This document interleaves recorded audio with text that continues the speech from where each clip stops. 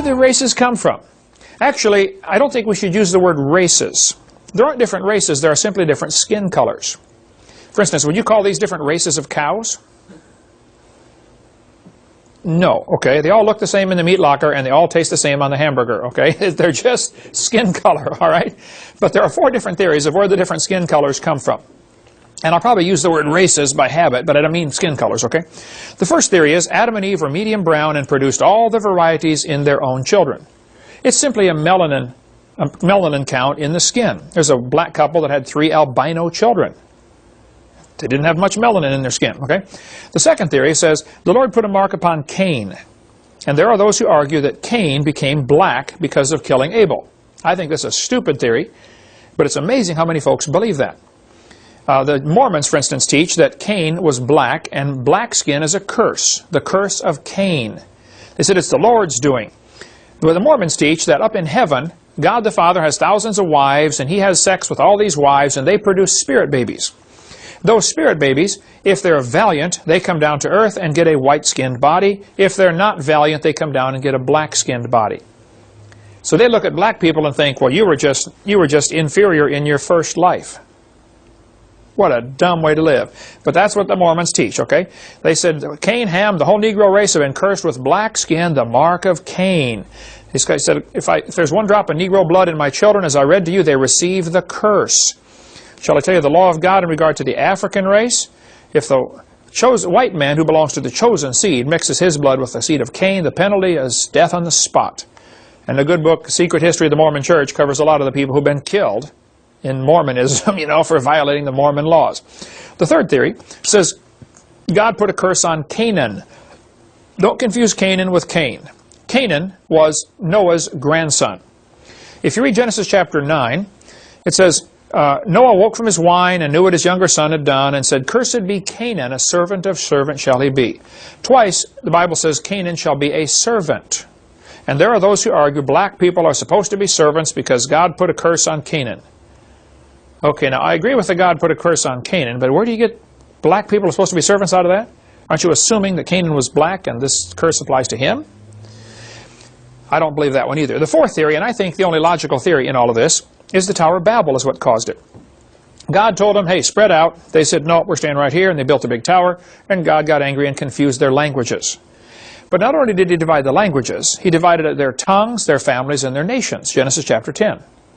Shem is writing this. Shem's the guy who kept the records of all the family records, you know. Chapter 10. It's interesting.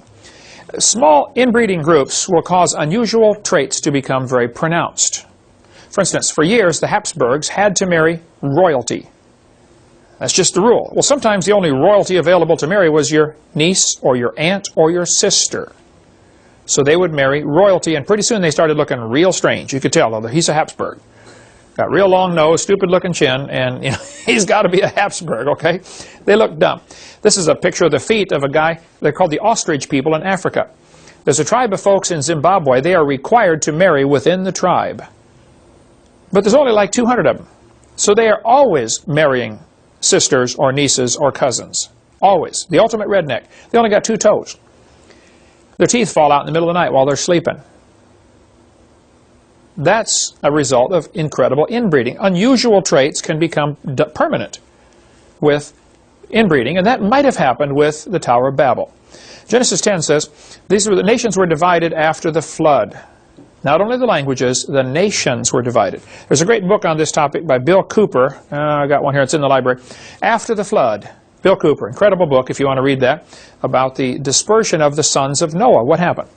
Well, Japheth, one of the 3 sons, had about 14 kids and grandkids. It's a little difficult to count, believe it or not. You read Genesis 10 and see if you can count it. Try to do better than that. Okay, it's hard to tell who goes with who, but by my count, 14 kids and grandkids for Japheth. Ham had 31 kids and grandkids. One of them was Canaan. Now, if the curse was on Canaan, we got a problem. Because the Bible tells us Egypt is the land of Ham. Psalm 105, Psalm 106, Egypt is the land of Ham. The children of Ham migrated to Egypt. Africa was actually settled by the descendants of Ham. Black people apparently came from Ham. Japheth is the father of the Europeans, and Shem is the father of the Orientals. which includes Jesus Christ. They're considered actually Oriental, the Middle East. Okay. Shem had 29 kids and grandkids. So by my count, and my count only, I would say there are about 75 original nations and languages at the Tower of Babel, just adding up those three sons and their descendants. So I suspect when God confused the languages, there were about 75 of them, just purely based on this graph here, this chart here. Most folks who study English will tell you that English, German, and Danish have a common root language. There are hundreds and hundreds of words that are identical. Here's a Beowulf poem in 518 AD. This is English, actually, from 1,500 years ago. Today's English is nothing like ancient English, and ancient English was very Germanic. Okay? Spanish, Italian, French, and Latin had a common root language. You can compare the words. People that speak Spanish can go to Italy and get along pretty good. People that speak Ukrainian can listen to Russian and get along pretty good. A lot of languages have common roots. There's a good book about the Chinese language, The Discovery of Genesis, it's called. If you want to get one of these, it's, I forget, $10, $9, showing how the original Chinese characters, not the ones they use today, but the original ancient Chinese pictograms were actually telling the creation story. For instance, the symbol for boat is 8 mouths in a vessel. Noah's Ark had 8 people on it. The Chinese symbol for garden is dust plus breath plus 2 people in an enclosure.